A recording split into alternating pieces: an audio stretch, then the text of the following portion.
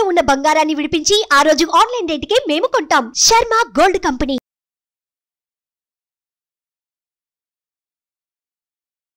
దత్తాత్రేయుల వారి గురించి చాలా తక్కువగా చూస్తున్నామండి వీడియోస్, మరి ముఖ్యంగా తెలుగులో అయితే. అందులోనూ అసలు చాలా శక్తివంతమైన ఆలయాలు ఉన్నప్పటికీ మనకి కొన్ని తెలియలేదు. ఆయన పర్మిషన్ లేకపోతే ఆయన గురించి మాట్లాడే అర్హత కూడా స్వామి ఇవ్వరు. మీకు కలిగినటువంటి నిదర్శనం ఏంటి? మా భక్తులు ఒకరు వీడియో తీయడానికి ప్రయత్నించారు. వెనక్కి తిరిగి చూడకుండా తీయకూడదు అని చెప్పి ఇలా పొమ్మన్నారు. వెంటనే ఆయన మాయమైపోయారు. ప్రతి ఒక్కరి జీవితంలో గురువు చాలా ముఖ్యం. అలాంటి గురువు ఆయన అందరికీ గురువే దత్తాత్రేయులు. ముందుగా వారి గురించి, వారి విశిష్టత మీ మాటలు చెప్పాలంటే ఒక రోజు సరిపోదు.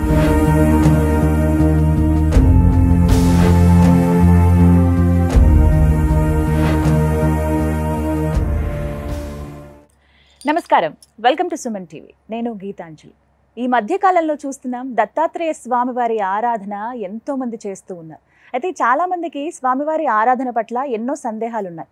ఎంతో నియమ నిష్టలతో చేయాలి, లేకుంటే నెగిటివ్ ఎఫెక్ట్ కూడా మనం పొందుతామని కొంతమంది చెబుతూ ఉన్నారు. అలాగే స్వామివారి ఆరాధన పట్ల సందేహాలు ఉన్నాయి. లేదు స్వామి మాకు ఎన్నో మహిమలు చూపించారంటూ కొందరు చెబుతున్నారు. ఈ నేపథ్యంలో అసలు దత్తాత్రేయ స్వామివారు ఎవరు, ఎలా అవతరించారు, వారి మహిమలేంటి, ఎలా ఆరాధించాలి, ఇవన్నీ మీ ముందుంచే ప్రయత్నం చేస్తుంది సుమన్ టీవీ. అందులో భాగంగా కొంతమంది మహిళామణులను సుమన్ టీవీ ఆహ్వానించాం. అలాగే మనందరికీ ఉన్నటువంటి సందేహాలను నివృత్తి చేసేందుకు ప్రస్తుతం మనతో పాటు ఉన్నారు ప్రముఖ ఆధ్యాత్మికవేత్త, దత్తాత్రేయ ఉపాసకురాలు శ్రీ లతా దత్త గారు. వారితో మాట్లాడి మరిన్ని విషయాలు తెలుసుకుందాం. లతా దత్త గారు నమస్కారం అమ్మా. నమస్తే గీతాంజలి, చాలా హ్యాపీగా ఉంది మిమ్మల్ని చూడటం ఆఫ్టర్ లాంగ్ టైం. సంతోషం అమ్మా, మిమ్మల్ని కూడా సంవత్సరం అయిపోయింది దాదాపుగా, బట్ ఇలా చూడడం అనేది ఇంకా సంతోషంగా ఉంది. మహిళా మనులందరికీ నమస్కారం అండి. నమస్కారం. చాలా అద్భుతమైన కార్యక్రమం అవబోతోందని నాకు ముందుగానే అర్థం అవుతోంది. అయితే దత్తాత్రేయుల వారి గురించి చాలా తక్కువగా చూస్తున్నామండి వీడియోస్, మరి ముఖ్యంగా తెలుగులో అయితే. అంటే స్వామివారి చరిత్ర కానీ, లేకపోతే స్వామివారికి సంబంధించినటువంటి ఆలయాలు కానీ చాలా అరుదుగా ఉంటాయి. అందులోనూ అసలు చాలా శక్తివంతమైన ఆలయాలు ఉన్నప్పటికీ మనకి కొన్ని తెలియలేదు. అలా ఇందులో భాగంగా నేను కొన్ని గమనించానండి ఈ మధ్యకాలంలో. మీ నుంచి ఎంతోమందికి తెలిసింది ఆలయాల గురించి. ప్రత్యేకంగా హైదరాబాద్లోని నిజాంపేటలో మీరు శ్రీ దత్తపీఠం ఏర్పాటు చేశారు. స్వామివారు చక్కగా ఉన్నారు, అక్కడ పూజలు అందుకుంటున్నారని కూడా విన్నాను. నేను రావాలనుకుంటున్నాను, ఒకసారి స్వామి పిలిస్తే. అయ్యో తప్పకుండా. అసలు స్వామి ఏంటంటే స్మరణ మాత్రేనా, మీరు ఆ సంకల్పం వచ్చిందంటే అది స్వామి కల్పించారు మీకు.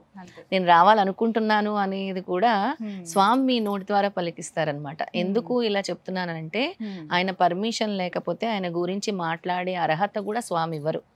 అలాంటి స్వామి దత్తాత్రేయ స్వామి. ప్రతి ఒక్కరి జీవితంలో గురువు చాలా ముఖ్యం. అలాంటి గురువు ఆయన అందరికీ గురువే దత్తాత్రేయులు. అంటే ఆది గురు. ముందుగా వారి గురించి, వారి విశిష్టత మీ మాటల్లో వినాలనుకుంటున్నాను. తప్పకుండా. ఆది గురు దత్తాత్రేయ స్వామి గురించి చెప్పేటప్పుడు ముందు ఓం శ్రీ గురుదేవ దత్త అవధూత చింతన శ్రీ గురుదేవ దత్త. గురుర్బ్రహ్మ గురుర్విష్ణు గురుదేవో మహేశ్వర గురు సాక్షాత్ పరబ్రహ్మ తస్మై శ్రీ గురవే నమః. స్వామి దత్తాత్రేయ స్వామి, ఆదిగురు దత్తాత్రేయ స్వామి బ్రహ్మ విష్ణు మహేశ్వరుడు ముగ్గురు కలిసిన ఆయన త్రిగుణాత్మకుడు. అలాగే అత్రి అనసూయలు కూడా ఈ ఎవరైతే త్రిమూర్తులు ఉన్నారో వాళ్ళు తమ గర్భంలో వచ్చి ఒక పసిబాలుళ్లాగా జన్మించాలని కోరుకున్నారు. ఎందుకు అంటే ఈ భూలోకానికి ఎలాగైనా ఆ త్రిశక్తిని తీసుకురావాలి, స్వామిని తీసుకురావాలి, ఆ త్రిమూర్తుల్ని తీసుకురావాలని మహత్ సంకల్పం అత్రి అనసూయలు చేసుకున్నారు. ఎందుకంటే ఈ సమస్త మానవాళికి, భూలోకానికి కూడా అంతటి శక్తివంతులైన స్వామి అవసరము అని ప్రార్థించి వీళ్ళెంతో పెనాన్స్టీస్ అంటే ఎంతో సాధన చేసి, ధ్యానం చేసి, తపస్సు ఎన్నో సంవత్సరాలు ఏంటి అసలు అహర్నిశలు ఇంకా మహత్ సంకల్పంతో తపస్సు చేస్తే వచ్చినటువంటి సంతానం దత్తాత్రేయ స్వామి. ఆయన తప్పకుండా నేను మీకు బాలుళ్లాగా జన్మిస్తానని చెప్పి ఈ ముగ్గురు కూడా బ్రహ్మ విష్ణు మహేశ్వరుల అవతారమే ఆదిగురు దత్తాత్రేయ స్వామి. ఇక ఎవరి పేరు చెప్తే సమస్త పిశాచ ఘనాలు గడగడలాడిపోతాయో, భూత ప్రేత పిశాచ, అలాగే బ్లాక్ మ్యాజిక్, ఈవిల్ ఫోర్సెస్, ఏదైనా నెగిటివ్ ఎనర్జీ అయినా అన్నీ కూడా ఒక దత్తాత్రేయ స్వామి పేరు చెప్తేనే మటుమాయమైపోతాయి. అంతటి శక్తివంతమైన స్వామి దత్తాత్రేయ స్వామి, ఆదిగురు దత్తాత్రేయ స్వామి. ఇక గురువు గురించి మనం మాట్లాడుకుంటున్నాం కాబట్టి, గు అంటే అంధకారం, రు అంటే అంధకారాన్ని తొలగించేటటువంటిది రు అంటారు, అందుకే గురువు అంటారు. సాక్షాత్తు ఈశ్వరుడే పార్వతీదేవికి చెప్పారనమాట, అంటే ఒకరోజు పరమాత్మ తత్వాన్ని బోధిస్తున్నారు స్వామి. బోధిస్తూ ఉంటే అమ్మవారు అడుగుతారు, పార్వతీ అమ్మవారు, స్వామి మీరే సృష్టి స్థితి లయకారకులు కదా, మరి మీరెవరికి నమస్కరిస్తున్నారు అంటే నాలోని ఆత్మకి, నాలోని పరమాత్మకి, నాలోని ఆది గురు దత్తాత్రేయ స్వామికి అని చెప్పి గురుగీత గురించి బోధిస్తారు. ఇది చాలా రహస్యమైనది గురుగీత అనేది. ఎవరు అర్హులో వాళ్ళకి మాత్రమే చెప్పటం జరుగుతుంది. ఈ గురుగీతలో అన్ని విషయాలు పొందుపరుచున్నాయి. గురువు శిష్యుల్ని ఎలా, అంటే శిష్యులు గురువుని ఎలా సేవించాలి, గురు మార్గంలో ఎలా నడుచుకోవాలి, ప్రతి ఒక్కరి జీవితంలో గురువు ఎంత అవసరమో, గురువు ఉంటేనే మీకు దిక్సూచి, అంటే మార్గాన్ని చూపించేది గురువు మాత్రమే. అప్పటి వరకు మన దీపం లేకపోతే ఇల్లు ఎంత అంధకారంగా ఉంటుందో, మన జీవితంలో గురువు లేకపోతే కూడా అంతే అంధకారంగా ఉంటుంది. ఎప్పుడైతే గురువు మన జీవితంలోకి వస్తారో, ఒక దీపపు కాంతి ఎలా వెలుగుతుందో అలా మన జీవితంలో ఒక వెలుగునిస్తారు. అప్పటి వరకు మనకు మార్గం కానీ ఒక సూచన కానీ రానివన్నీ కూడా ఒక గురువు ద్వారానే మనం పొందగలము. ఎందుకంటే ఇది మన సనాతన ధర్మం ఎంత గొప్పదంటే అప్పటి నుంచి కూడా గురు పరంపర కొనసాగుతూనే ఉంది. ఆదిశంకరాచార్యుల నుంచి ఏంటి, అంతకు పూర్వం కూడా శ్రీకృష్ణ భగవానుడు కూడా గురు పరంపర మనకు తెలియచేశారు. అలాగే రామాయణంలో కూడా గురు పరంపర, ఎక్కడ చూసుకున్నా కూడా గురు పరంపర నుంచే వస్తూ ఉంది మన సనాతన ధర్మం. అంతటి గొప్ప వైశిష్ట్యం గురు పరంపరకు ఉంది, మన సనాతన ధర్మంలో కూడా ఉంది. ఇక ఆది గురువు దత్తాత్రేయ స్వామి ముఖ్యంగా ఇప్పుడు ఎక్కువ ఎందుకు భక్తుల నోట్ల నుంచి వింటున్నామంటే, ఏ దేవుడైనా సరే మీరు 1000 సంవత్సరాలు తపస్సు చేయండి, స్వామి రారు. కానీ దత్తాత్రేయ స్వామి స్మరణ మాత్రేన సంతుష్టుడు. ఆయన స్మరణ దత్త దత్త అని మీరు పిలవండి, తప్పకుండా వచ్చి ఇక్కడ ఉంటారు. మీరు పిలవగానే వస్తారు, ఆదుకుంటారు. అది అలా ఎన్నో జరుగుతూనే ఉన్నాయి. అలా ఎవరైతే దత్తాత్రేయ స్వామిని భక్తితో నమ్మకంతో మనసా వాచా కర్మన ఆరాధిస్తున్నారో తప్పకుండా పిలవగానే స్వామి వచ్చి కరుణా కటాక్షాలు కురిపిస్తున్నారో, వాళ్ళని రక్షిస్తూ కూడా ఉన్నారు. అయితే దత్తాత్రేయ స్వామి వారి పూజా విధానం కానీ, అసలు వారిని ఎలా కొలుచుకోవాలో చాలా మందికి ఎన్నో సందేహాలు ఉంటాయి. అలా కొంతమంది మహిళా మనులను మేము ముందుంచాము.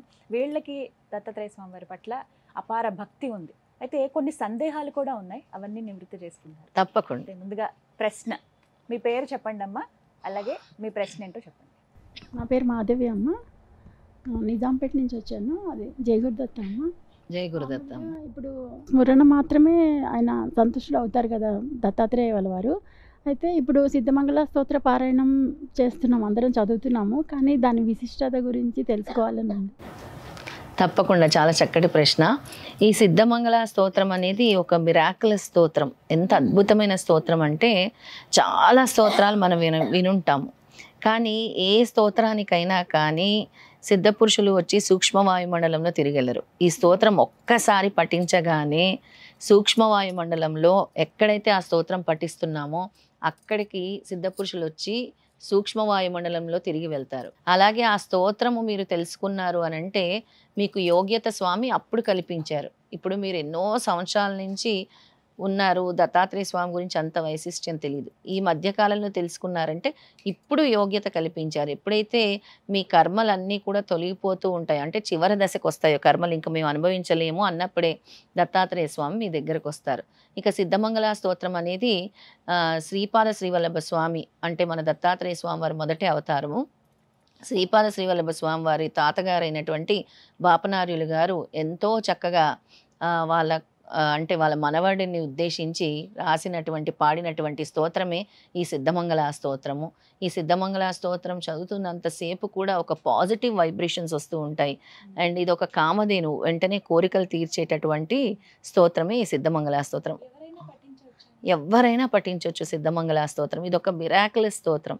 మాకు ఇది సంకల్పము, మేమిది ఈ స్తోత్రం చదువుతున్నాం స్వామి మీరు చెయ్యాలి అని అంటే, ఇప్పటి వరకు నేను ఈ స్తోత్రాన్ని ప్రింట్ చేయించి ఇవ్వటం జరిగింది అందరికీ, ప్రతి ఇంటికి కూడా. ఈ స్తోత్రం చదివిన వాళ్ళందరూ కూడా నాకు కాల్స్ చేసి, అమ్మ మాకు ఇది జరిగింది, ఇది జరిగింది, ఇది జరిగింది, స్వామి ఈ విధంగా అనుగ్రహించారని చెప్పారు.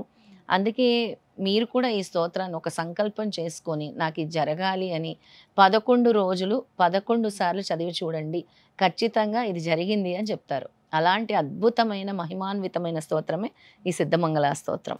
ఇంకా ఏమైనా నియమాలు ఉంటాయా? సిద్ధమంగళ స్తోత్రం చేసేటప్పుడు ఏంటంటే ముఖ్యంగా నాన్ వెజిటేరియన్ తినకుండా ఉంటే మంచిది. పొద్దున్నే స్నానం చేసి చదువుకుంటే మంచిది. అలాగే దీనికి ఏమి ప్రత్యేకంగా మనం నైవేద్యాలు అవి ఇవి పెట్టాల్సిన అవసరం ఏం లేదు.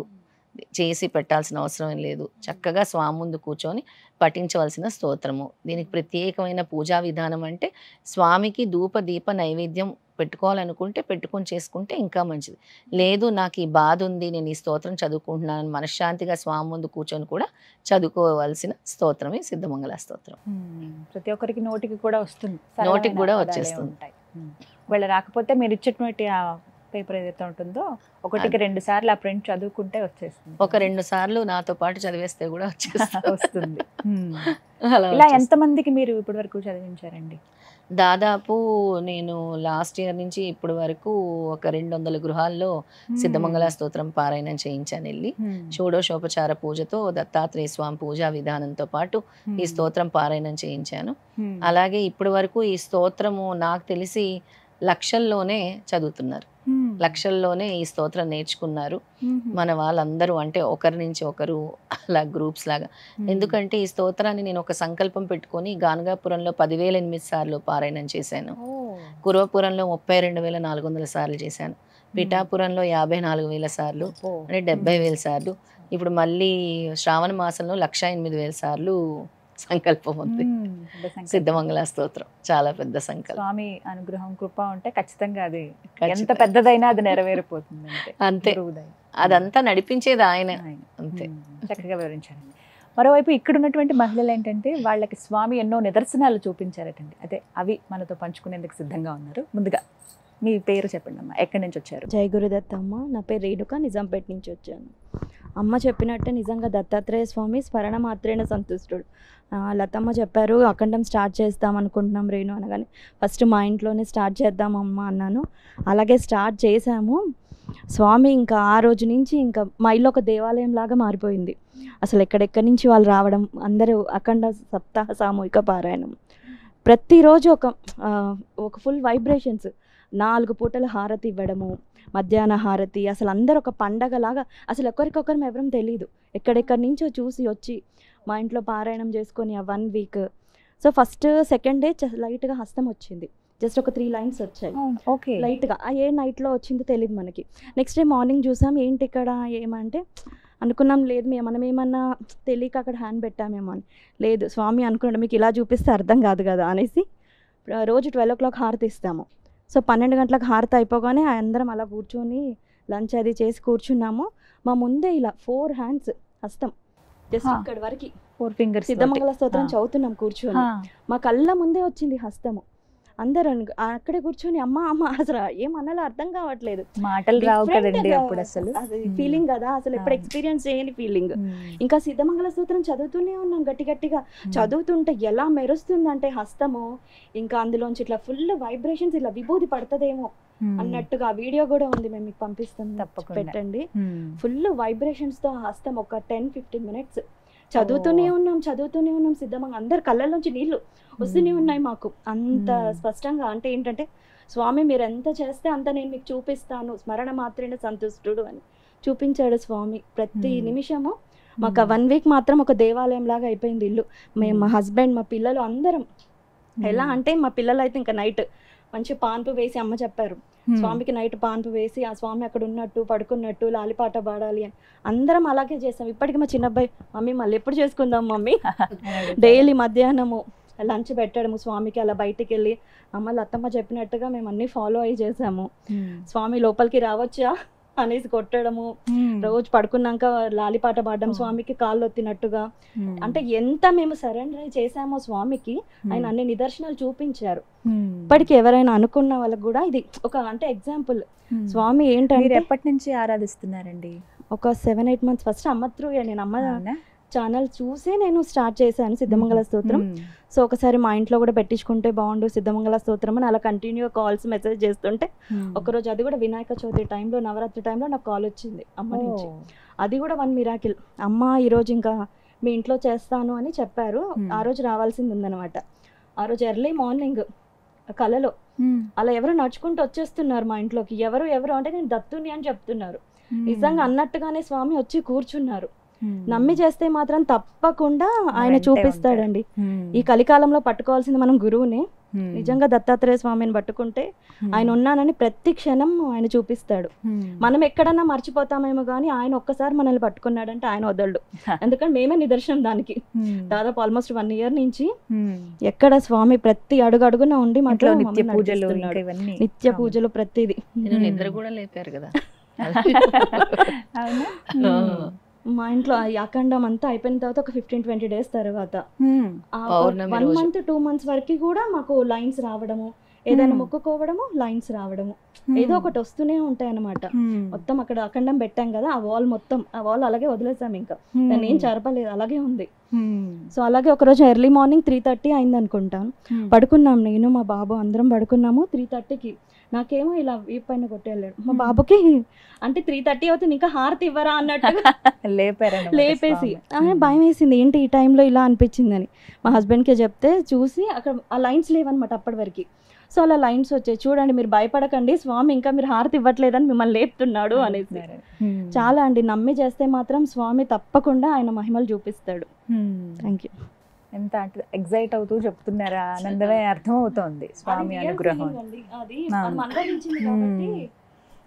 అంటే పారాయణం జరుగుతుంది ఆ వారం రోజులు కూడా. గురుచరిత్ర పారాయణం ఎక్కడెక్కడి నుంచి వచ్చి అఖండ జ్యోతిలో, అంటే స్వామి ఏం చెప్పారంటే నూనె రూపంలో వాళ్ళ కర్మలు వేస్తారు, జ్యోతి రూపంలో నేను దగ్ధం చేస్తాను, ఇంటింటికి వెళ్ళి అఖండ జ్యోతులు వెలిగించు అని నాకు చెప్పారు. అందుకే స్వామి చెప్పినట్టు అఖండ సప్తాహ సామూహిక గురుచరిత్ర పారాయణం ఇది స్వామి ఆజ్ఞగా భావించి ప్రతి ఇంటికి, అంటే ఎవరైతే స్వామిని ఆహ్వానించాలనుకుంటున్నారో, లేదా వాళ్ళ కష్టం తొలగాలనుకుంటున్నారో, లేదా వాళ్ళ సంకల్పం నెరవేరాలనుకుంటున్నారో అఖండ సప్తాహానికి పిలిచి చేయించుకుంటే తప్పకుండా వెళ్ళి ఒక గురువారం జ్యోతి వెలిగిస్తున్నాం, ఒక గురువారం ఉద్యాపన చెప్తున్నాం. ఆ వారం రోజులు అఖండ సప్తాహ సామూహిక గురుచరిత్ర పారాయణం. మినిమం 7 చేయాలి పారాయణం, మాక్సిమం ఎంతమంది అయినా చేయొచ్చు. అంటే పొద్దున్న నుంచి సాయంత్రం వరకు ఆ ఇల్లు ఒక దేవాలయం అయిపోద్ది ఆ వారం రోజు. ఉదయం 6 గంటల హారతి, మధ్యాహ్నం 12 గంటల హారతి, సాయంత్రం 6 గంటల హారతి, రాత్రి 9 గంటల హారతి, తర్వాత లాలిపాట ఉంటుంది. ఇంకా ఎవరు వచ్చినా కూడా దత్త స్వరూపంగా భావించి అందరికీ భోజనాలు పెడతారు. అలా ఉంటుంది వారం రోజులు, ఒక దేవాలయం. అదే వారిల్లు అలా అయిందని చెప్పారు. మరొక ప్రశ్న. జయ గురుదత్త అమ్మ, నేను దివ్య దిల్షుల నుండి వచ్చాను. గురుచరిత్ర గురించి విన్నాను, కానీ అది ఎలా చదవాలి, దాని నియమాలు ఏంటి, అలాగే శ్రీపాద శ్రీవల్లభుడి గురించి కూడా కొంచెం చెప్పండి అమ్మ, విశిష్టత అన్నది. తప్పకుండా. చాలా మంది కూడా గురుచరిత్ర అంటే సాయిబాబా చరిత్రేనా అని అనుకుంటున్నారు. కాదు, సాయిబాబా సచ్చరిత్ర వేరు. ఎవరైతే షిరిడి సాయినాథుడు భక్తులు ఉంటారో ఆ సాయి సచ్చరిత్రలో స్వామి చాలా క్లియర్గా చెప్తారు. తమ భక్తుల చేత గురుచరిత్ర పారాయణం చేయించేవారు. సాయి సచ్చరిత్రలో క్లియర్గా మెన్షన్ చేసి ఉంటుంది, నా భక్తులని నేను గురుచరిత్ర పారాయణం చేయమన్నాను, భాగవతం చదవమన్నాను, విష్ణు సహస్రనామం పారాయణం చేయమన్నానని బాబా గారు సాయి సచ్చరిత్రలు చెప్తారు. బాబా భక్తులకి ప్రమోషనే దత్తాత్రేయ స్వామి భక్తులు అవుతారు. ఎందుకంటే దత్తాత్రేయ స్వామి వారు మొదటి అవతారము శ్రీపాద శ్రీవల్లభ స్వామి, రెండో అవతారము నృసింహ సరస్వతి. శ్రీపాద శ్రీవల్లభ స్వామి పిఠాపురం, నృసింహ సరస్వతి ఘానగాపూరు, అకల్కోట్ సమర్థ స్వామి అకల్కోట్, తర్వాత మాణిక్య ప్రభు మనకి ఇప్పుడు వెళ్ళే దారిలో హుమ్నాబాద్ దగ్గర ఉంటుంది మాణిక్య నగర్, తర్వాత షిరిడి సాయిబాబా. అయితే వీళ్ళంతా కూడా దత్త పరంపరలోని అవధూత పరంపర అంటారనమాట. అలాగా షిరిడి సాయినాథుడు 5వ అవతారం దగ్గర ఉన్నాం. ఆయన నుంచి మనం దత్తుడిని చేరుకోవడానికి మెట్టు ఎక్కుతున్నాం. ఈ లెవెల్ నుంచి వస్తున్నాం అనమాట.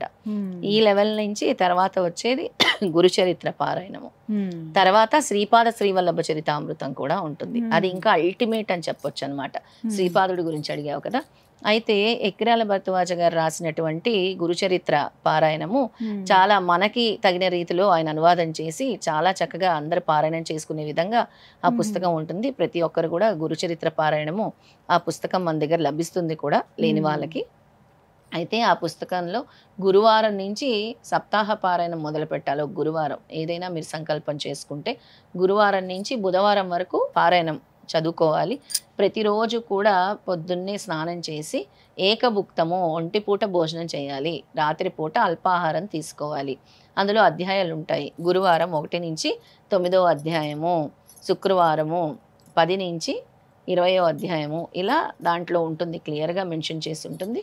ఆ అధ్యాయాల ప్రకారం చదువుకోవాలి. లాస్ట్ గురువారం రోజు లాస్ట్ అధ్యాయంతో చదివి కంప్లీట్ చేసి 11 మందికి భిక్ష చేయాలి. మీ చేతుల మీదుగా పులిహోర, పెరుగన్నము లేదా ఏదైనా హాట్ పొంగల్ లాంటివి తయారు చేసుకొని పేదవాళ్ళకి, అనార్థులకి తీసుకెళ్ళి మీరు పంచిపెట్టాలి.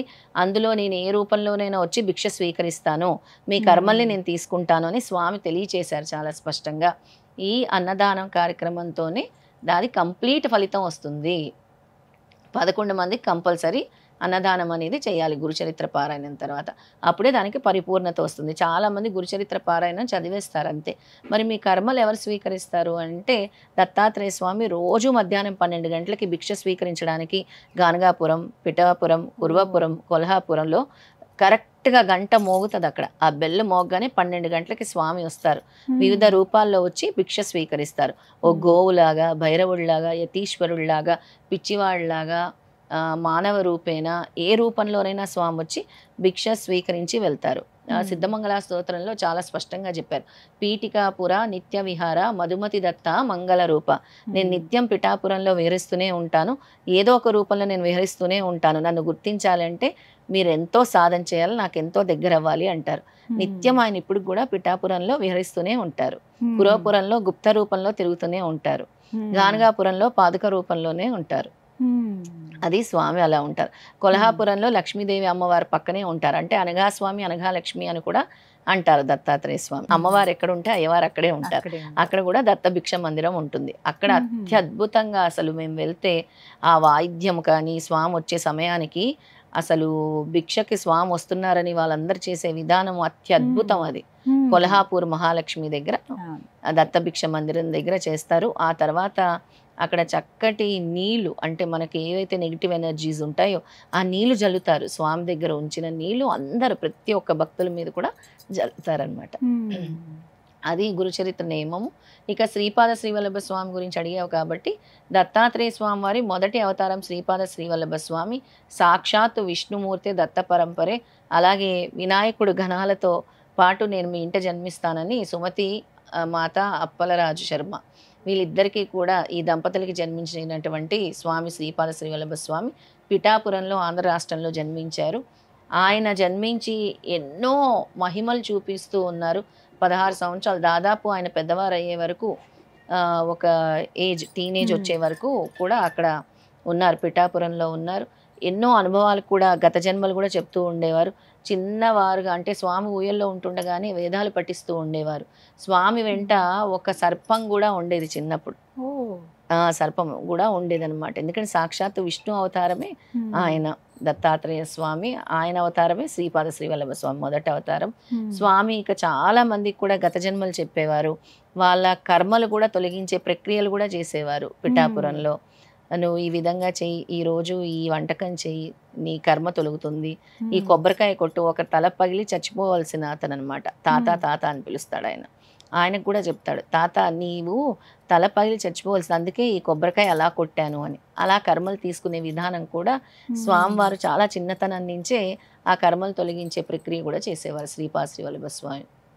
స్వామి ఏం చెప్తారు అని అంటే, ఎవరి కర్మలైనా తొలగాలి అని అంటే గురుచరిత్ర పారాయణం చెయ్యాలి. ఎలాగా? ఒక్క రోజులో కర్మలు తొలగవు కదా. ప్రారబ్ధ కర్మలను అనుసరించే ఈ జీవితంలో మనం ఇప్పుడు ఎందుకు ఈ బాధలు అనుభవిస్తున్నాం, ఎందుకు ఈ కష్టాలు అనుభవిస్తున్నాం, ఎందుకు ఈ సమస్యలు అనుభవిస్తున్నాం అని అంటే మీరు గత జన్మలో చేసుకున్నటువంటి కర్మలు, మీరు అప్పుడు ఎవరినో బాధ పెట్టినటువంటి విషయాలే మీరు ఈ జన్మలో అనుభవిస్తూ ఉంటారని స్వామి తెలియచేసి, మీ కర్మలు తొలగాలి అని అంటే ఈ చరిత్ర పారాయణం ఈ విధంగా చేసుకోవాలి అని తెలియచేశారు. మీ సందేహాలు నివృత్తయ్యాయి. మా చాలా విషయాలు తెలిపారు మీరు. ఇక ఎక్స్పీరియన్సెస్ మరి కొంతమంది. అమ్మ మీరు మీ అనుభవం చెప్పండి. నమస్తే అండి. నా నమస్తే పేరు రజిత అండి. రజిత గారు. రజిత అండి. ఎక్కడి నుంచి వచ్చారు? నేను ఖమ్మం దగ్గర సత్పల్లి నుంచి వచ్చాను.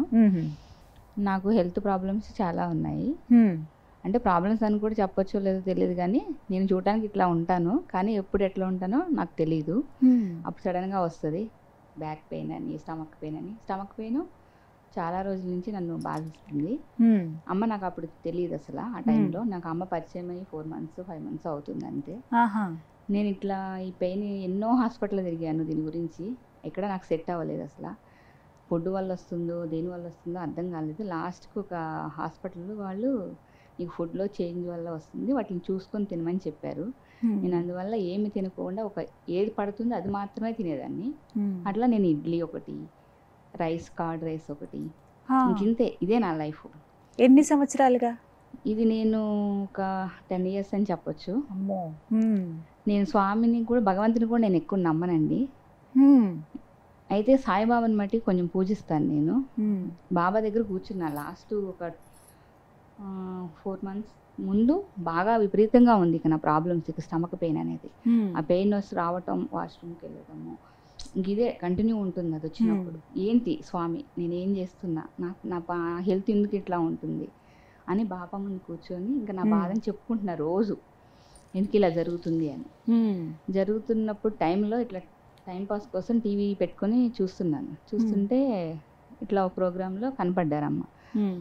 వాళ్ళు అలానే చెప్తా ఉంటారులే, అసలు ఎన్నిసార్లు ఇంత పూజ చేస్తే నాకు ఏ దేవుడు నాకు ఇది చేయట్లేదు కదా, ఇట్లానే చెప్తారులే అని అట్లా అనుకున్నాను. అనుకుని మా సారు గానగాపూర్ వెళ్ళాలని అనుకున్నారు. వెళ్ళాలనుకున్నప్పుడు నన్ను రమ్మన్నారు. ముందు వస్తానన్నాను, తర్వాత పెయిన్ వచ్చింది, నేను రావట్లేదు మీరు వెళ్ళండి అన్నాను. తర్వాత నెక్స్ట్ టైం ఇంకోసారి ఇట్లా మాటల్లో మా బాస్ వాళ్ళు వీళ్ళు వెళ్ళారా, మనం కూడా వెళ్దామా అన్నారు. నేనే అడిగాను, ఇట్లా వెళ్తున్నారు అంటే, అయితే మనం కూడా వెళ్దాంరా నేనే అన్నాను. వెళ్దాము, సాటర్డే సండే కదా, వెళ్ళిపోదాము గానగాపూర్ అన్నాను. ఎందుకన్నానో తెలియదు, వెళ్దామన్నాను. వెళ్ళిపోయామండి. వెళ్ళిపోయిన తర్వాత దర్శనం అదంతా నాకు అక్కడ చెప్పింది ఏం చెప్పారంటే, అక్కడ దర్శనం అంత ఈజీగా అవ్వదు, జనాలు ఫుల్గా ఉంటారు, లైన్లో నిలబడాలి, నీ హెల్త్ బాగోలేదు, నేను వస్తున్నా, స్వామి ఇప్పుడు రప్పించుకుంటున్నాడేమో, నేను వస్తున్నా, ఆయన ఇష్టం, నాకైతే ఓపిక లేదు, లైన్లో నుంచోబెడతాడో తీసుకెళ్ళి దర్శనమే చేపిస్తారు. వెళ్ళానండి, 10 members కంటే ఎక్కువ లేదు దర్శనానికి. దర్శనం ఫ్రీగా చేసుకున్నాను. పొద్దున్నే సాయంత్రం 2 పూటలా చేసుకున్నాను. సాయంత్రం టైంలో పల్లకీ సేవ టైంలో వెళ్ళినప్పుడు దర్శనం చేసుకొని వచ్చి నేను కూర్చుంటే నాకు విపరీతమైన హెడేక్ వచ్చిందండి. అప్పుడు దాకా నేను బాగానే ఉన్నాను. నా హెడేక్ కూడా అసలు నేను చూడలేదు నా జీవితంలో, అంత తలనొప్పి. నేను ఇంకా నా వల్ల కాదు వెళ్ళిపోదాం అనుకున్న టైంలో అమ్మ తన భక్తులను తీసుకొని అక్కడికి వచ్చారు. నాకు తెలియదు అసలు తీసుకొని వచ్చారు అనుకున్న విషయం కూడా నాకు తెలియదు. నేను ఇట్లా పట్టుకొని కూర్చొని బాధపడుతూ ఉంటే మా సార్ పక్క నుండి, ఆవిడ లలితా చౌదరి గారు అనుకుంటా, చూడు అన్నారు. ఇక్కడున్న హ్యాండ్ బ్యాగ్ పట్టుకొని అమ్మ కనపడగానే పట్టుకొని పరిగెత్తిపోయాను. అమ్మ ఎందుకు ఆ జనంలో నుంచి బయటకు వచ్చారో కూడా అమ్మకు తెలియదు. ఆ దేవుడు అట్లా తీసుకొచ్చాడు. ఆయన ఎలా లైన్ చేస్తాడంటే, ఇక్కడ చెప్పేది ఏంటంటే, నీలాగా ఇంకొక భక్తురాలు ఉంది అక్కడ, నా శిష్యురాలు ఉంది అక్కడ, నీకు ఆమెకి ఇదే ప్రాబ్లం ఉంది, నీకే కాదు చాలా మందికి ఉంటాయి. అంటే నేను ఒక టైంలో ఏమనుకున్నానంటే, అమ్మ నీకు ఈ లైఫ్ వద్దు, బాధపడద్దు, మీరు ఎంత పెయిన్ అనుభవించారో అర్థం చేసుకోగలం. అమ్మ బయటకు వచ్చారు, ఫోన్ మా ఏదో వచ్చినట్టుంది అమ్మకి, ఫోన్ మా వస్తే వెళ్ళిపోయి నేను కాళ్ళ పెట్టాను. కానీ అమ్మ ఒక్కటే, అసలు నా నొప్పి ఏంటో నా బాధ ఏంటో అమ్మకి తెలియదు అసలు. నేను ఎవరో కూడా అసలు, అమ్మ అదే ఫస్ట్ టైం మేమిద్దరం ఎదురుపడడం కూడా. నా నెత్తి మీద చేయబెట్టి నీ కర్మలన్నీ ఈ రోజు నుంచి పోవాలన్నారు. అని అన్నంగానే అమ్మ నేను దర్శనం అయిపోయిందా అన్నారు. దర్శనం అయిపోయిందమ్మా అంటే, నేను చేసుకొని వస్తానని చెప్పి వెళ్ళిపోయారు అమ్మ. వచ్చి కూర్చున్నానండి. 11 ఆవలింతలు వచ్చాయి నాకు పట్టకోకుండా. అసలు నేను ఎప్పుడు చూడలేదు అంత చేటు. ఆ 11 ఆవలింతలు వచ్చిన తర్వాత తలనొప్పి తగ్గిపోయింది. అప్పటి నుంచి ఇప్పటి వరకు నేను ఆ హెడేక్ టాబ్లెట్ ఇదివరకు వారంలో 2 సార్లు 3 సార్లు వేస్తూ ఉండేదాన్ని ఆ తలనొప్పికి. మా వాళ్ళు అంతా ఉండేవాళ్ళు, ఎందుకు ఇన్ని ట్యాబ్లెట్స్ వాడుతున్నావు, ఇప్పటికీ హెల్త్ బాగాలేదు, ఇంకా పాడైపోతాయి అని చెప్పేవాళ్ళు. అమ్మ ఆశీర్వాదం ఎప్పుడైతే నాకు ఇచ్చిందో అప్పటి నుంచి ఇప్పటికీ మహా అయితే 2 monthsకి ఒకటి పడుతుందేమో నిజంగా. ఆ తర్వాత నెక్స్ట్ టైం నేను అమ్మకి పిఠాపురంలో మళ్ళీ ఇట్లా ప్రోగ్రామ్ ఒకటి ఉంది, మా సార్కి తెలుసు. అప్పుడు అమ్మను మా సారు పాదయాత్ర చేశారు కుర్వాపురం. చేసినప్పుడు కూడా నాతో అన్నారు, నువ్వు కూడా వస్తావా అంటే, అంత చేసినా కానీ నాకు అమ్మ చెప్పచ్చు ఇంకా నమ్మకం కుదరలేదు. అవునా? వస్తావా అంటే, నేను రానులే మీరు వెళ్ళండి, నాకు దేవుడు ఎప్పుడు తీసుకెళ్ళాలంటే అప్పుడే వస్తాను అని చెప్పాను. పిఠాపురం కూడా సేమ్ అట్లానే అన్నానండి. అమ్మ ప్రోగ్రామ్ 5 రోజులు చెప్పారు వెళ్దామని, నేను రాను అన్నాను. సరే నీ ఇష్టం, అవకాశం అడిగాను, నీ ఇష్టం అన్నారు. అన్న తర్వాత తెల్లారి బట్టలు సర్దేసుకున్నాను, రెడీ అని మా మమ్మీ ఫోన్ చేసింది. వెళ్తున్నావా అంటే వెళ్తున్నాను అన్నాను. అదేంటి వెళ్ళనన్నావు కదా అన్నారు. వెళ్తున్నా 2 రోజుల కోసం వెళ్ళేసి వస్తా అంతే, నేనేం ఉండను అక్కడ అని చెప్పాను. వెళ్ళిపోయిన తర్వాత మా సార్ అన్నారు దారిలో, నువ్వు 2 రోజులే ఉంటాను అంటున్నావు కదా, నిన్ను బలవంతం పెట్టను, నీకు బాగోపోతే ఇంటికి పంపించేస్తాను, నువ్వు చెప్పే ఎప్పుడు వెళ్ళిపోదామంటే అప్పుడు వెళ్ళిపోదామని. 2 డేస్ అయిన తర్వాత అడిగారు పిఠాపురంలో, వెళ్దామా ఉంటావా అని. ఉంటావని కూడా అలా పంపించి వస్తా పదా అన్నారు. నేనైతే రాను, అమ్మ ఉంది ఇక్కడ, నేను రాను. 5 రోజులది అమ్మతో 7 రోజులు జర్నీ అయిందండి. అప్పుడు అమ్మ చూసారు నేను తినే ఫుడ్ ఏంటనేది. అమ్మకి గురువు కదా, అన్నీ తెలిసిపోతున్నాయి. నాది ఏంటనేది నేను లోపల అనుకుంటే అమ్మకి తెలిసిపోతుంది. నేను ఇడ్లీయే తింటున్నా. ఏంటి ఇడ్లీయే తింటున్నావు, గారి పెట్టించుకో, నేను ఇస్తున్నా పెట్టించుకో, తిను, ఎట్లా పడదో చూస్తా నేను. అన్నీ అమ్మే అలవాటు చేశారండి. గారె, చపాతి, ప్రతి టిఫిన్ అమ్మే అలవాటు చేశారు. ఇప్పుడు అన్నీ అమ్మ నా పక్కన ఉంటే చాలు. నేను ఇప్పుడు ఇక్కడ దాకా నేను ఉన్నాను అంటే ఇంత నిన్న జరిగింది కదా దత్తాత్రేయ స్వామి అమ్మ వాళ్ళ ఇంట్లో పీఠం పెట్టడం, అక్కడ నేను తిరుగుట చూసి మా అన్నయ్య వాళ్ళే ఆశ్చర్యపోయారు. మా అన్నయ్య వచ్చారు ఊరి నుంచి, చూసి అదే నా ఎప్పుడు చూసినా మంచం మీదే ఉంటుంది, ఎప్పుడు హెల్త్ ఇష్యూస్ అంటారు దీనికి, ఇది అదేనా అన్న ఆశ్చర్యపోయారు. దత్తాత్రేయ స్వామి మహిమ అంతా నా దత్తమ్మ మహిమ. అవునా? నేను ఒక టూల్ని మాత్రం మీలాంటి దాన్ని ఒకదాన్ని. స్వామి ఎవరికి ఏమిటి అంటే, ముందు స్వామి దగ్గర అహంకారం పనికిరాదు. స్వామి నడిపిస్తున్నారు, స్వామి చెప్తున్నారు, దాన్ని మనం ఫాలో అవ్వాలి. అదొక్కటే నేను నమ్ముతాను. స్వామి వాళ్ళకి కష్టము అని వాళ్ళు వస్తున్నారంటే మీరేం చెప్తే అదే మీరు అది. స్వామి చాలా స్పష్టంగా గురు చరిత్రలో కూడా కొన్ని అధ్యాయాలు ఉన్నాయి. ఆరోగ్య సమస్య అయితే ఈ 13వ అధ్యాయం చదవాలి. అలా కొన్ని అధ్యాయాలు ఉంటాయి ఒక్కో సమస్య కదా. స్వామి చెప్పింది ప్రత్యేకంగా నేను చెప్పినవి కాదు. కొన్ని స్వామి తెలియపరుస్తూ ఉంటారు.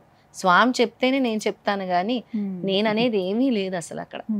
అలా నేను అసలు మామూలుగా ఏంటి అమ్మాయి ఇడ్లీ తింటుంది, ఇది తింటే పడుతుందని నాకు అనిపిస్తుంది, ఇది తినాలి, ఏంటి ఇడ్లీతోనే ఎలా బ్రతుకుతుంది ఈ అమ్మాయి, జీవితాంతం ఇడ్లీ తిని ఎలా బ్రతుకుతుంది, జీవితాంతం ఉట్టి పెరుగన్నం తిని ఎలా బ్రతుకుతుంది, స్వామి ఈ రోజు నుంచి నాకు తెలియదు, ఈ అమ్మాయి ఇవన్నీ తింటుంది, నేను మీకు చెప్తున్నాను. నేను అలాగే అనుకొని అలాగే ఆ పేరు మీద నేను పూజిస్తాను, అలాగే నేను జపం చేస్తాను వాళ్ళ పేరు మీద స్వామిని. అంటే అడిగి ఆ కష్టం వాళ్ళకి తీరాలి, ఇక వాళ్ళు పడే బాధ నేను చూడకూడదు తండ్రి అని. స్వామి అడిగేది ఒకటే, మనస వాచ కర్మన, నువ్వు ఆర్తితో అడిగితే నేను ఇస్తాను అని. అడగగానే ఇస్తున్నారంటే అది నా చేతుల్లో లేదు, స్వామి దయ, స్వామి కరుణ. అది వీళ్ళకి నమ్మకం కల్పిస్తున్నారంటే కూడా అది స్వామి దయ అని నేను ఫీల్ అవుతాను. చక్కగా చెప్పారండి. మరొక ప్రశ్న. हम सरोजा साहनी आए हैं काशी से आए। क्या गुरु दत्ता का फोटो रख सकते हैं क्या घर में?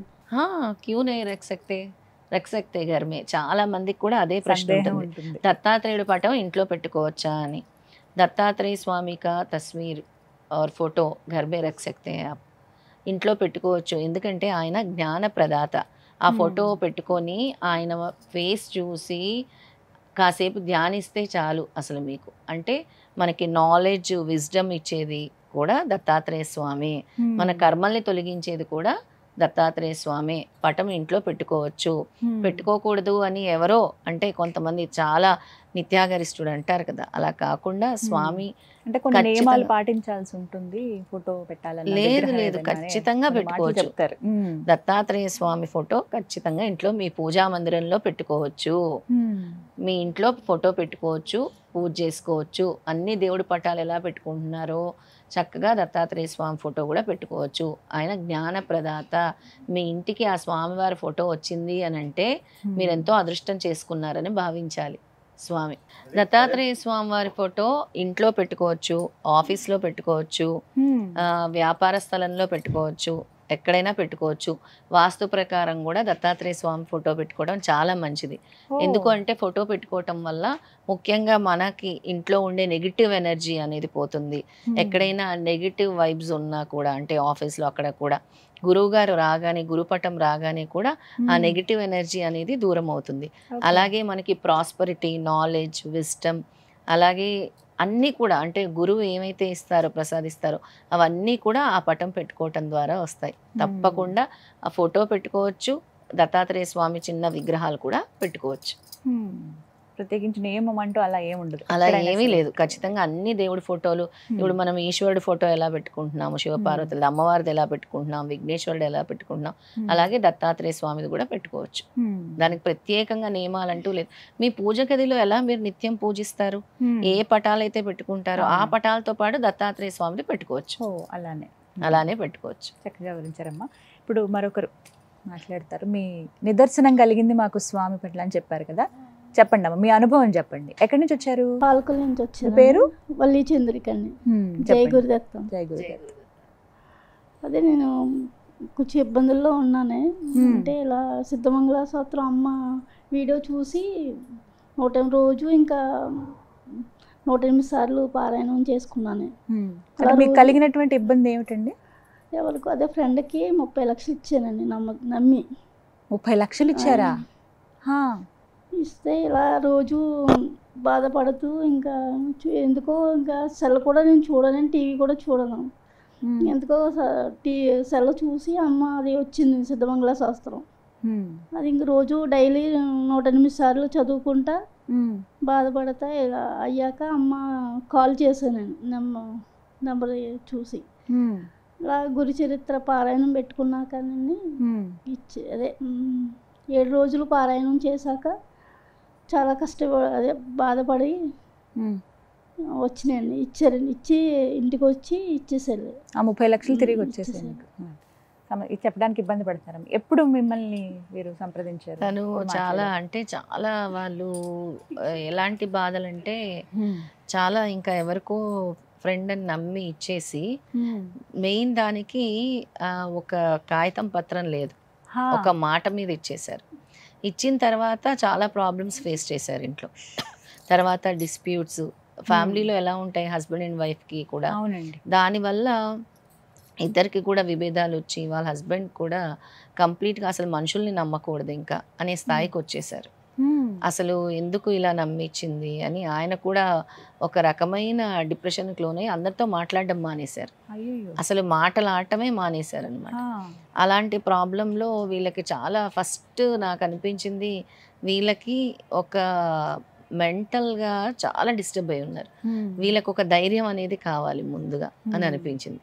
స్వామిని మీరు నమ్మకంతో ఆరాధించండి, తప్పకుండా స్వామి మిమ్మల్ని ఒక దారిలో పెడతారు. మేము సవిత్ర కాటక సైన్యం యాగం చేసాం పిఠాపురంలో. చేసినప్పుడు అప్పుడు వాళ్ళ హస్బెండ్ అండ్ వైఫ్ వచ్చినప్పుడు వాళ్ళ వారు అసలు ఎవరితోనే మాట్లాడలేదు, నాతో కూడా మాట్లాడలేదు. చెప్పాను కదా ఒక డిప్రెషన్లో ఉన్నారని. అప్పుడు నేను అనుకున్నాను లేదు మార్చాలి స్వామి, ఇలా ఉంటే కష్టం, ఆయన కూడా కొంచెం మారాలి అని కోరుకొని తర్వాత అప్పటికి వాళ్ళ ఇంట్లో అఖండ సప్తాహం చేశాము. చేసి నిత్యం ఇంకా వీళ్ళు మళ్ళీ కూడా ఫైనాన్షియల్గా ఇబ్బందులు, ఎలాగా మాకు ఇది తిరిగి రావాలంటే నేను అన్నాను ఓర్పు సహనం శ్రద్ధ సబూరి బాబా చెప్పారు. అలాగే ఇక్కడ కావాల్సింది పరిపూర్ణమైన విశ్వాసం. మీరు నమ్మకంతో పెట్టారు కదా, నమ్మకంతో ప్రతిరోజు ఈ స్తోత్రాన్ని పఠిస్తూ ఉండు, తప్పకుండా జరుగుతుంది ఇది. ఇప్పుడు మీరు పెట్టినప్పటి నుంచి కరెక్ట్గా ఒక 1-2 monthsలోనే రిజల్ట్ వస్తుంది అని చెప్పిన తర్వాత వాళ్ళ ఇంటికి తీసుకొచ్చి ఇంకా ఫైనల్గా వాళ్ళ ఇంటికి తీసుకొచ్చి ఇచ్చేసి వెళ్ళిపోయారనమాట డబ్బులు. నిజంగా మిరాకిల్ అండి. అసలు వాళ్ళ అమ్మగారు అడిగారు నన్ను, మా అల్లుడు కూడా మారారండి, నేను ఏదైతే కోరుకున్నానో అది చాలా అని. ఇప్పుడు ఆయన కూడా నన్ను దత్తమ్మ అని పిలుస్తారు. ఒక నమ్మకం అంటే ఆయన దేవుణ్ణి కూడా నమ్మటం మానేశారు. ఇంకా అంత జరిగాక దేవుడిని నమ్మటము, అసలు మనుషుల్ని నమ్మకూడదు, ఒక రకమైన విరక్తి అనేది వచ్చేసింది. లేదు, ఒక అతీతమైన శక్తి ఉంది యూనివర్స్లో, ఆ శక్తిని మనం పట్టుకోవాలి, ఆ పాజిటివ్ ఎనర్జీని మనం పట్టుకోవాలి. అది గురువు, ఆది గురువు దత్తాత్రేయ స్వామి కరెక్ట్గా గైడ్ చేస్తారు. మీరు ఈ విధంగా చెయ్యండి, స్వామిని నమ్మండి. నేను ఎప్పుడు అందరికి అదే చెప్తాను, మనుషుల్ని నమ్మొద్దు, భగవంతుల్ని నమ్మండి. నన్ను నడిపించేది ఆ శక్తే, మిమ్మల్ని నడిపించేది ఆ శక్తే, తద్వారాయే మనందరం కూడా ఒక టూల్స్ అనే చెప్తాను. కాకపోతే నాకు ఒక దారి మార్గాన్ని సూచిస్తున్నారు, ఆ మార్గాన్ని నేను సూచిస్తున్నాను అని చెప్తాను అంతే. కానీ ఇది నిజంగా అద్భుతం, చెప్పడానికి కూడా చాలా ఇదే. తెలియకుండా 30 లక్షలు ఇవ్వటం, 30 లక్షలు అవి తిరిగి వస్తాయని నమ్మకం అయితే లేదు. ఒక సందర్భంలో నాకు నేను ప్రశ్నించుకున్నాను, స్వామి ఇంతగా నేను నమ్మకంతో వీళ్ళకి చేశాను, ఆ నమ్మకాన్ని అసలు మీరు నిలబెట్టాలి, కాపాడాలి. తీసుకొచ్చి మీరు ఏం చేస్తారు అని. వాళ్ళు ప్రతిరోజు వాళ్ళ అమ్మగారు 108 సార్లు పై వచ్చే సిద్ధమంగళ స్తోత్రం చదివారు. ఇప్పటికి దాదాపు 6 లక్షల సార్లు చదివి ఉంటారు. 6 లక్షల 9 లక్షల 9 లక్షల సార్లు సిద్ధమంగళ స్తోత్రం. అంటే ఏదైతే చెప్పానో దాన్ని పట్టుకున్నారు అంతే. ఇంకా అంటే ఇది జరుగుతుంది అని అంటే ఊరికే కాదు, వాళ్ళ సాధన కూడా ఉంటుంది అందులో. మనం చెప్పటము, వాళ్ళ సాధన చేయటంలో కూడా రిజల్ట్ ఖచ్చితంగా ఉంటుంది. నమ్మకం, విశ్వాసం. భగవంతుడు కూడా అదే అంటాడు గురు చరిత్రలో కూడా. మీరు ఎలాంటి భావంతో మీరు చరిత్ర పారాయణం చేస్తారో అలాంటి ఫలితాన్ని నేను ఇస్తాను, అలాంటి ప్రాప్తమే మీకు ఇస్తాను. ఇది జరుగుతుందా జరగదా అని మీరు చదివితే జరుగుతుందా జరగదా అన్నట్టే ఉంటుంది మీ ఫలితం కూడా.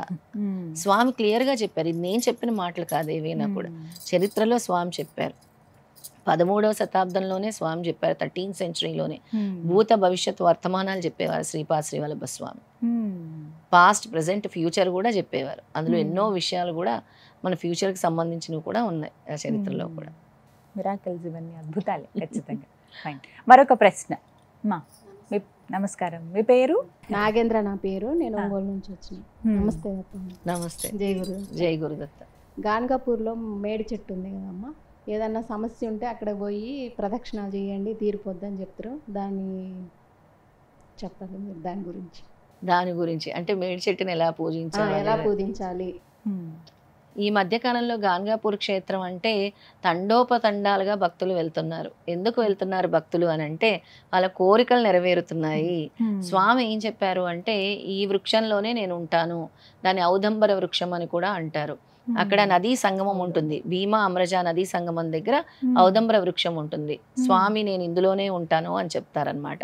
ప్రతిరోజు అర్ధరాత్రి 2:30 స్వామి అక్కడికి వస్తారు అని ఇప్పుడు కూడా అంటారు. అంటే స్వామి వచ్చినట్టు చాలా స్పష్టంగా కనబడుతుంది. స్వామి వచ్చి నదీ సంగమంలో స్నానం చేసినట్టు కనిపిస్తుంది. అలాగే ఆ టైంలోనే అర్ధరాత్రి 2:30 నుంచి 3:30 మధ్యలో స్వామి సంగమంలో స్నానం చేసి అలాగే ఔదంబర వృక్షం మీదకి వెళ్ళినట్టు కూడా కనిపిస్తూ ఉంటుంది. స్వామి ఏం చెప్పారు అని అంటే ఎవరైతే తమ సమస్యలు తీరాలో, ఎవరైతే తమ కోరికలు తీరాలో వాళ్ళు ఎంతో నియమనిష్టలతో భక్తి విశ్వాసాలతో నదీ సంగమంలో స్నానం ఆచరించి ఔదంబర వృక్షం చుట్టూ 27 ప్రదక్షిణలు చేసి ఔదంబర వృక్షం దగ్గర కూర్చొని గురుచరిత్ర పారాయణం చేస్తారో మీ సమస్యలు నేను తీరుస్తాను. ఆయన కోరికలు తీర్చే కల్పవృక్షాన్ని నేను అని చెప్పారు. మీ కర్మలు నేను తీసుకొని మీ కోరికలు నేను తీరుస్తాను అని చెప్పారు. అక్కడ అందుకే ప్రదక్షిణలు చేసుకుంటారు. అది మేడి చెట్టునే ఔదంబర వృక్షం అని కూడా అంటారు. ఇంకా అక్కడ దీపం వెలిగించుకోవాలి, చాలా మంచిది.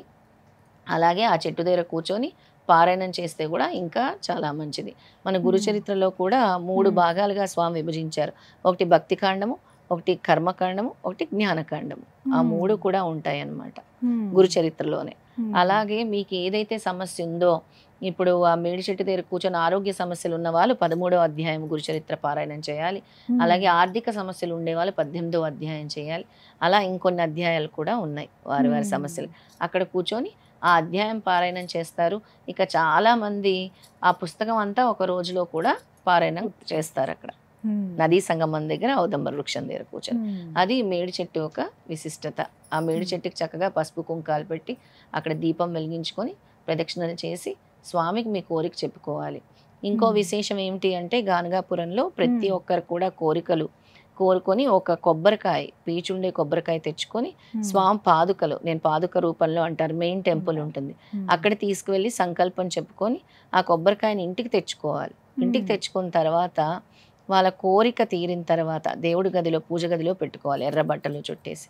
వాళ్ళ కోరిక తీరిన తర్వాత మళ్ళీ తీసుకెళ్ళి స్వామి ద్వారా ఇది జరిగింది కాబట్టి అక్కడ నదీ సంగమంలో వేసేస్తారు కొబ్బరికాయ, అలా వదిలేస్తారు. మరొక ప్రశ్న, మీరు మీ పేరు? జై గురుదత్తమ్మ. నా పేరు శ్వేత, కుకట్పల్లి నుంచి.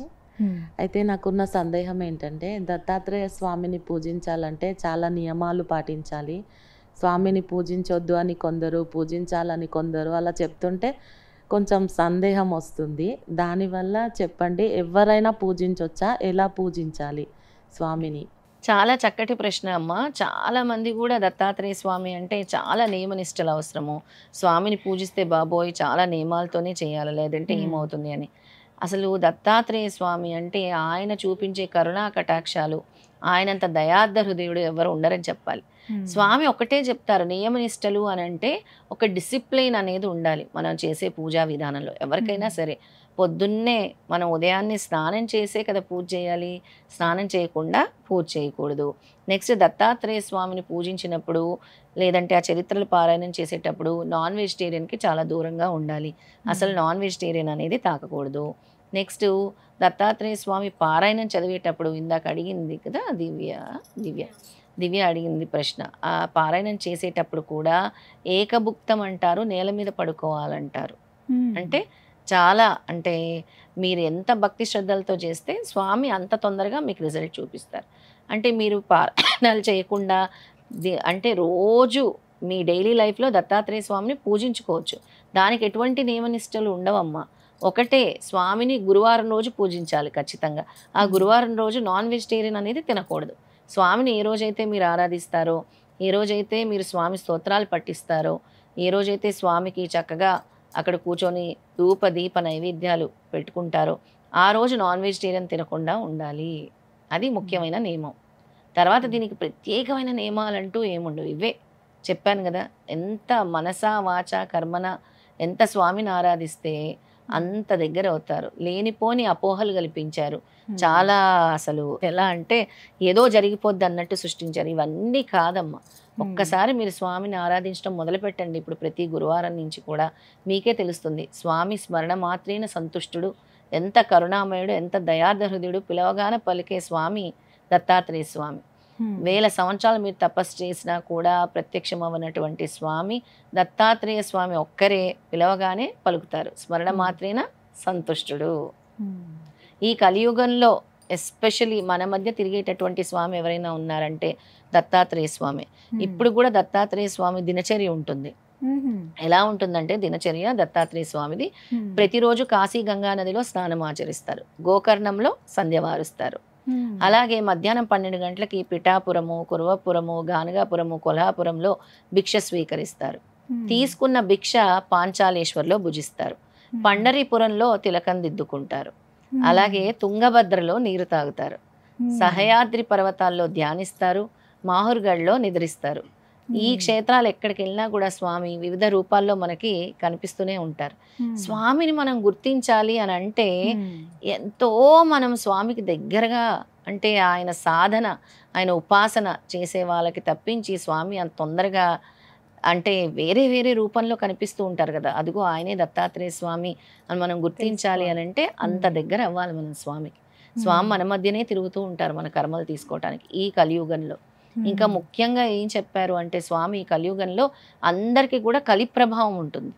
ప్రతి ఒక్కరింటికి కూడా కలిపురుషుడు వెళ్ళి చూస్తూ ఉంటాడు, ఏ ఇంట్లో తగాద పెట్టాలి, ఏ ఇల్లు పచ్చగా ఉందని. కానీ గురు భక్తులని తాకటానికి వీల్లేదు అని శ్రీపాద శ్రీవల్లభ స్వామి కలిపురుషుడి దగ్గర మాట తీసుకుంటారు. అందుకే ఎక్కడైతే గురు భక్తులు ఉంటారో, ఎక్కడైతే గురు స్తోత్రాలు పఠిస్తారో, ఎక్కడైతే గురువు గురించి సత్సంగం జరుగుతుందో, ఎక్కడైతే గురు ప్రార్థనలు జరుగుతాయో అక్కడికి వెళ్ళటానికి కలిపురుషుడు భయపడతాడు. కరెంటు షాక్ కొట్టినట్టు భయపడి పారిపోతాడు. అలాంటి అన్నిటి నుంచి కూడా కాపాడేది దత్తాత్రేయ స్వామి. ఒక నిజమైన సంఘటన చెప్తాను. మన భక్తులే దత్తాత్రేయ స్వామి భక్తులు చేసుకుంటారు కదా, అందరు వెళ్ళి ఎంఎస్ చదువుతూ జాబ్ చేసుకుని ఉంటే ఒక రెస్టారెంట్లో ఉన్నప్పుడు ఒక నల్ల జాతీయుడు వచ్చి మెడ మీద రివాల్వర్ పెట్టాడు. ఇంకా అయిపోయాను నేను, ఇంక ఈ రోజుతో నా ప్రాణం పోతుంది అనుకొని. వాళ్ళు ఎంత దత్త భక్తులు అంటే శ్రీపాద నన్ను రక్షించు, శ్రీపాద నన్ను రక్షించు, శ్రీపాద నన్ను రక్షించు అని కంటిన్యూ శ్రీపాద శ్రీపాద అని చాంట్ చేస్తూనే ఉంటే రివాల్వర్ పెట్టిన అతను కళ్ళు తిరిగి పడిపోయాడు. రివాల్వర్ పెట్టిన అతను కళ్ళు తిరిగి పడిపోయాడు. ఈ అబ్బాయి ఇమీడియట్ గా పోలీసులకు డైల్ చేసి అక్కడి నుంచి ఎస్కేప్ అయిపోయాడు. ఇలా వచ్చిందని అసలు ఎంతటి మిరాకిల్ అని చెప్పుకోవచ్చు. ఇది రివాల్వర్ పెట్టి ఇంకా షూట్ చేయడానికి రెడీగా ఉన్న టైం అంటే ఆ అబ్బాయి చాంటింగ్ ఎక్కడో దేశ విదేశాల్లో కాదు, ఎక్కడైనా సరే స్వామి నేను ఉన్నానంటారు. అలాంటిది ఈ సంఘటన జరిగింది. ఇది ఆ అబ్బాయి చక్కగా వచ్చాడు, మొన్న ఈ మధ్య ఇండియా కూడా వచ్చాడు. మళ్ళీ దత్తాత్రేయ స్వామికి చక్కగా పూజించుకొని చాలా అసలు వాళ్ళు బాగా పూజలు చేసుకుంటారు. వాళ్ళకి ఇలాంటి సంఘటనలు జరిగాయి అన్నమాట. ఎన్నో నిదర్శనాలు, ఒకటా రెండా, అసలు చెప్పాలంటే ఒక రోజు సరిపోదు. మీకు కలిగినటువంటి నిదర్శనం చెప్పండి. నాకు కలిగినటువంటి నిదర్శనాలంటే దత్తాత్రేయ స్వామిని ఏదైనా సరే, ముందు నేను బాబా భక్తురాల్ని, బాబా భక్తురాల నుంచి ప్రమోషనే దత్తాత్రేయ స్వామి భక్తురాలని అయ్యాను. చిన్నప్పటి నుంచి నాకు 8 years ఉన్నప్పటి నుంచి కూడా బాబాతో మాట్లాడుకుంటూ ఉండేదాన్ని, ఏదైనా ఆయనతో ఒక మనిషిలాగా చెప్పుకుంటూ. బాబా గారివి అఖండ జ్యోతులు పెట్టినప్పుడు బాబా గారు స్వయంగా ఇంట్లో తిరిగేవారు, తిరుగుతున్నట్టు కనిపించేవారు, తలుపు కొట్టడం. మా ఇంట్లో స్వయంగా బాబా గారు అందరు చూస్తుండగా సాయి అని రాశారు, సాయి అని. తర్వాత ఎప్పుడైతే నేను దత్తాత్రేయ స్వామి దానికి బాబా గారే పంపిస్తారు, బాబా గారే మెట్టెక్కిస్తారు. అంటే చాలా మంది విశ్వసిస్తారు బాబాని, విశ్వసించరు, అది వేరే ఇది. కానీ ఎవరికి ఉండే నమ్మకం వాళ్ళది, ఎవరికి ఉండే విశ్వాసం వాళ్ళది. ఎందుకు ఇంతమంది కూడా బాబా భక్తులు అయ్యారంటే పిలవగానే పలుకుతారు కాబట్టి. అలాగే దత్తుడే ఆయన, దత్త పరంపర కాబట్టే పిలవగానే పలుకుతారు. అసలు అందరికీ తెలియని విషయం ఏమిటి అని అంటే, అదొక మనం సపరేట్గా చెప్పాలి ఒక ఎపిసోడ్. అసలు బాబా అవతారం ఎవరెత్తారు అనేది తెలియదు. శ్రీపాద శ్రీవల్లభ చరితామృతంలో చాలా స్పష్టంగా ఉంటుంది, హనుమంతుడే బాబా అవతారం ఎత్తుతారు. దీని గురించి మనం మాట్లాడుకోవచ్చు, అసలు అంత క్లియర్గా ఉంటుంది. శ్రీపాద శ్రీ వల్లభ చరిత్ర అమృతంలో చాలా క్లియర్గా ఉంటుంది. అయితే నాకు 1-2 అనుభవాలు కాదు, చాలా అద్భుతమైన అనుభవాలు. నేను దత్తాత్రేయ స్వామి దగ్గరికి గానగాపురం నడుచుకుంటూ వెళ్ళాను 2014 2014లో 7 days. ఎక్కడ పడుకోవాలి, ఎక్కడ ఉండాలి, ఏమి అన్ప్లాన్డ్, అలా అన్ప్లాన్డ్వి స్వామి చూపిస్తూ ఉండేవారు. ఎక్కడికి వెళ్ళినా దత్తక్షేత్రాలు, గుడుల్లో వసతి కల్పించడము. మధ్యలో వెళ్ళిన తర్వాత కొంత జైరాబాద్ దాటిన తర్వాత ఇంకా నా వల్ల కాదు, ఫుల్ ఫీవర్ వచ్చేసింది. ఇంకా స్వామి నాకు ఇది చాలా పెద్ద పరీక్షగా ఉంది, ఇంకా నా వల్ల కాదేమో, నేను వెనక్కి వెళ్ళిపోతానేమో అని అనుకున్నాను. అంటే స్వామి ఎంత గట్టిగా పట్టుకుంటారంటే, ఆయన ఒకసారి మనం పట్టుకుంటే ఆయన మనం వదలరు అంటానికి నిదర్శనం చెప్తున్నాను. నిర్మానుష్యమైన ప్రదేశం గీతాంజలి, అసలు చాలా ఎవ్వరు ఉండరు. అలాంటి ప్రదేశంలో నుంచి ఒక వైట్ వస్త్రం వేసుకొని ఒక ఆయన నడుచుకుంటూ వచ్చేస్తున్నారు. ఇంకా నాకు అసలు ఒళ్ళు కాలిపోతుంది, ఇంకా నా వల్ల కాదు అసలు, ఇది కాలు ఇంతింతలా వాచిపోయి అసలు. ఇంకా ఆయన వచ్చారు, కిధర్ जा रहे हो बिटिया అని అడిగారు. మే గానగాపూర్ పైగల్ जा रही हूँ, అభి గర్కో వాపస్ చలే जा रही मैं, ఇంటికి వెళ్ళిపోతున్నాను నేను వెనక్కి, నాకు జ్వరం వచ్చింది, నా వల్ల కాదు. నై ఏకీ నామస్మరణ కర్తే చలో అని ఇచ్చారు ఆయన నాకు. ఈ నామస్మరణ నువ్వు చదువుతూ వెళ్ళాలి అని, నువ్వు నీ గమ్యాన్ని చేరిపోతావు, నువ్వు ఇది చదవాలి, నువ్వు వెనక్కి వెళ్ళటానికి లేదు, నువ్వు ముందుకే వెళ్తావు అన్నారు. అదేంటి నేను అలా ఎలా వెళ్తాను, మీరు ఎక్కడ ఉంటారు అన్నాను. ఎక్కడైనా ఉంటా నేను, కేదార్నాథ్ బద్రీనాథ్ ఎక్కడైనా ఉంటా అన్నారు. అని అన్నారు. ఇంకప్పటికి నాకు జ్వరం కదా అని అన్నారు. ఆ నామస్మరణం ఇచ్చారు, అదే పట్టుకొని వెళ్ళమన్నారు. అప్పటికి నేను సిద్ధమంగళ స్తోత్రం చదువుతున్నాను అన్ని సంవత్సరాలు, అప్పటి నుంచి కూడా నేను సిద్ధమంగళ స్తోత్రాన్ని పట్టుకున్నాను.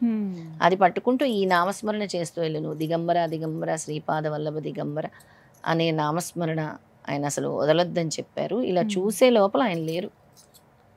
మీకు ఇదర్బీర్ అయితే బద్రీనాథ్ అన్నారు కదా అని మాట్లాడి చెప్పి ఇలా వెనక్కి తిరిగేసరికి ఆయన లేరు. అసలు ఎంత అద్భుతమైన నిదర్శనం. ఆయన వచ్చి కనబడి వెళ్ళిన తర్వాత మటు మాయం జ్వరం, ఎక్కడి నుంచి నాకు శక్తి వచ్చిందో తెలియదు, అలాంటి శక్తి వచ్చింది. గానగాపురం చేరిపోయాను. అది నా ఫస్ట్ ఎక్స్పీరియన్స్. మళ్ళీ మొన్న డిసెంబర్లో కురవపురం పాదయాత్ర చేశాను. మళ్ళీ స్వామి కనబడ్డారు. ఎలాగా అంటే ఆ రోజు రాత్రి నాతో నన్ను నమ్మి ఒక 30 మంది వచ్చారు నడవటానికి. చీకటి పడిపోతుంది. స్వామి ఎక్కడ ఉండాలి మరి అంటే, ప్రతిరోజు ఒక్కొక్క దేవాలయంలో ఉంటాను. ఆ దారిలో ఎక్కువ అసలు లేవన్నమాట. కానీ అక్కడ మన్యంకొండ అని ఒక వెంకటేశ్వర స్వామి గుడి ఉంది. స్వామి నడుచుకుంటూ వచ్చేసారు. వచ్చేసి ఆయన వచ్చి డైరెక్ట్గా మాట్లాడుతున్నారు. ఎక్కడికి వెళ్తున్నారు, మీరు వెళ్ళి అక్కడ కింద ఉండాలి. కింద ఎందుకు ఉండాలి అని అడిగాను నేను. మరి నేను పైన ఉంటాను కదా అన్నారు. నేను పైన ఉంటాను, మీరు కింద. అదేంటి మీరు పైన ఉంటాం ఏంటి, మేము కింద ఎందుకు ఉండాలి అసలు అంటే, పైన మీరు ఎక్కలేరు, మీరు చేస్తున్నది పాదయాత్ర, ఆ కొండ మీరు ఇప్పుడు ఎక్కలేరు, మీ కిందే వస్తే కింద పద్మావతి గుడి ఉంటుంది, అక్కడే మీకు వస్తే అని చెప్పారు. అప్పటికి నాకు స్వామి అని తెలుసు. నా చుట్టుపక్కల ఉన్న ఒక 4-5 నేను స్వామికి ఇవ్వండి, దక్షిణ ఇవ్వండి అని. అప్పటికి ఆయన తీసుకుంటానికి కూడా ఇష్టపడట్లేదు అనమాట. ఆయన్ని కూడా నేను అడిగాను, మీరు ఎక్కడ ఉంటారంటే ప్రతి గుడిలో నేనే ఉంటా ఆయన సమాధానం చెప్పారు. ఆయన తర్వాత వెళ్తుంటే మా భక్తులు ఒకరు వీడియో తీయడానికి ప్రయత్నించారు. వెనక్కి తిరిగి చూడకుండా తీయకూడదు అని చెప్పి ఇలా పొమ్మన్నారు. వెంటనే ఆయన మాయమైపోయారు అక్కడి నుంచి. ఇలా అన్నారు, వీడియో ఫోటో లేదు ఇలా అని మాయమైపోయారు. 4-5 భక్తులు చూస్తున్నారు ఈ నిదర్శనం.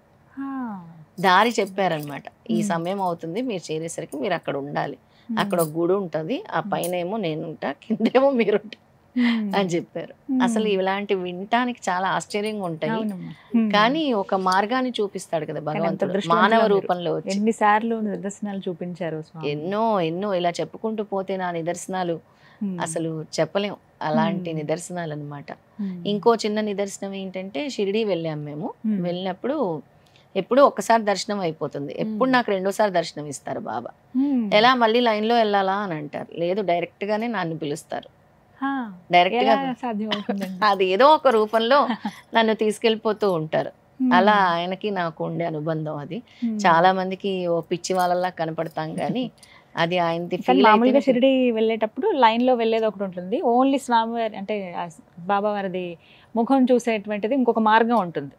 మార్గం ఉంటుంది. ఫస్ట్ టైం లైన్ లోనే వెళ్తాం, మళ్ళీ నన్ను బాబా పిలుస్తున్నట్టు అనిపిస్తుంది, నాకు బాబా పిలుస్తున్నట్టు అనిపిస్తుంది, ఎవరో ఒకరు వచ్చి నన్ను తీసుకెళ్తారు, ఎందుకో తెలియదు, అలా జరుగుతుంది. అయితే ఇది లాస్ట్ బిఫోర్ ఇయర్ జరిగిన సంఘటన.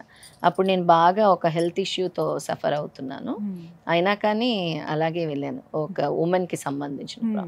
అలాగే వెళ్ళి నాతో పాటు ఇంకో అక్క వచ్చారు, అక్క బాబా మళ్ళీ పిలుస్తున్నారు మన్ని, మళ్ళీ వెళ్ళాలి. అదేంటి ఇప్పుడే వెళ్ళొచ్చాం మళ్ళీ ఎలా వెళ్తాం అన్న. నీకెందుకురా పిలుస్తున్నారు, ఆయన నా కోసం జాంకాయలు పెట్టారంట చెప్తున్నారు నాకు అని. వెళ్ళేసరికి 2 జాంకాయలు ఉన్నాయి, వెళ్ళేసరికి 2 జామకాయలు ఉన్నాయి అక్కడ. జామకాయలు అంటే అది నా కోసమే పెట్టారక్క, ఇప్పుడు అది నాకే ఇస్తారు చూడు అన్నాను. ఇంతమంది ఉంటే నీకు ఇస్తారా జాంకాయ, నువ్వు చూడు పద వెళ్ళి దండం పెట్టుకుందాం అని దండం పెట్టుకుని వెనక్కి వచ్చాం. అక్కడ ఉండే పూజారి ఉంటారు కదా, ఆయన జామకాయ తీసి అక్కడ ఉండే పోలీస్ అతనికి ఇచ్చారు, ఆయన తీసుకొచ్చి నాకు ఇచ్చారు జామకాయ. ఆ జామకాయ తీసుకొని ఫస్ట్ నేను ఆయనకి జామకాయ తీసుకెళ్ళాను, పెట్టాను, నాది నాకు తిరిగి ఇచ్చేసారు. కానీ మళ్ళీ సెకండ్ టైం పిలిచారు కదా, అప్పుడు మళ్ళీ ఆయన ఇచ్చారు జామకాయలు. ఇంటికి వచ్చి దాన్ని కోసి చూస్తే విభూది వాసన, సుగంధ పరిమళాలు అంటారు కదా, ఒక దాన్ని నేను ఎలా వివరించాలో, ఇంకా సుగంధ పరిమళాలు అనమాట. వెరీ నెక్స్ట్ డే నుంచి నా ప్రాబ్లం సాల్వ్, హెల్త్ ప్రాబ్లం తీసుకున్నా కానీ జాంకాయ తినగానే నెక్స్ట్ డే నుంచే అసలు అది స్టాప్. అసలు అప్పటి వరకు చిన్న సిస్ట్ ఉందన్నారు, ఏ సిస్ట్ లేదు, సిస్టే లేదు అసలు. ఇలా అనేకం ఉన్నాయి, చెప్పుకుంటూ పోతే అనేకం సమయం ఇంకా మనం స్టోరీసే చెప్పుకో. వీటికే ప్రత్యేకంగా ఒక కార్యక్రమం. ఇలా ఎంతో మంది వారి వారి అనుభవాలు చాలా చూపించారు స్వామి. అసలు సాయిబాబా గురించి అడిగితే ఎంతో మంది వచ్చి వాళ్ళ మిరాకిల్స్ చెప్తారు. మీద ఇవాళ సమయాభావం వల్ల మనం ముగించవలసి వస్తుంది, కానీ చాలా అద్భుతంగా వివరించారండి. ఎంతో మందికి తెలియదు దత్తాత్రేయ స్వామి వారిని అసలు ఎలా పూజించాలి, అలాగే మీరు చెప్పినటువంటి ఆ శ్లోకం కానీ మంత్రం కానీ ఎలా పఠించాలి, కొన్ని నిదర్శనాలు చెప్పారు కొంతమంది, అలాగే వారికి ఉన్నటువంటి సందేహాలను కూడా చక్కగా నివృత్తి చేశారమ్మా. అందరికీ ధన్యవాదాలండి. నమస్కారం. నమస్కారం. సుమన్ టీవీలో మీ పర్సనల్ అండ్ బిజినెస్ ప్రమోషన్స్ కోసం కింది నెంబర్కి కాంటాక్ట్ చేయండి.